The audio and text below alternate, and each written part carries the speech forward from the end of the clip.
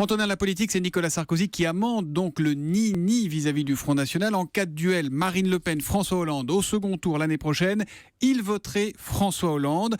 Nicolas Sarkozy le justifie, mais quand même, ça brouille sa campagne qui était clairement tournée jusque-là vers les électeurs du FN. Oui, le ni-ni pour l'élection du président du département de la Lozère, le Front républicain pour l'élection présidentielle. Ça n'est pas un reniement, c'est une précision, explique Nicolas Sarkozy. Distribuer le RSA ou gérer les routes, ce n'est pas le même enjeu que détenir les codes nucléaires. Donc, pas de renoncement au ni-ni, c'est le ni-ni sauf s'il s'agit de la présidentielle. Le problème, c'est que toute la campagne de Nicolas Sarkozy se fait en direction des électeurs tentés par le FN, et eux, ils entendent François Hollande vaut mieux que Marine Le Pen. Sauf que ce ni-ni sauf si, comme vous dites, brouille un peu son positionnement dans la campagne, Antonin, et ça pose la question des alliances aux législatives qui suivront la présidentielle.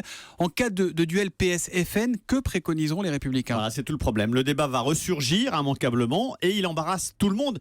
Prenez Alain Juppé par exemple. Il a changé de pied sur ce sujet souvent ces dernières années. En 2014, les municipales, Alain Juppé dénonce le piège tendu à la droite, ce piège qui permet au FN de renvoyer dos à dos droite et gauche. C'est l'UMPS. Revirement en 2015, législative partielle dans le Doubs, duel PS-FN, le même Alain Juppé plaide pour le Front républicain à titre personnel, explique-t-il. L'UMP à l'époque n'avait pas donné de consigne de vote. La réalité, c'est que le ni-ni est aujourd'hui majoritaire au sein des Républicains. La porosité des électorats de droite et du FN est avérée. Lors des dernières régionales, par exemple, 55% des sympathisants UMP et 60% de ceux du FN étaient favorables à des accords électoraux.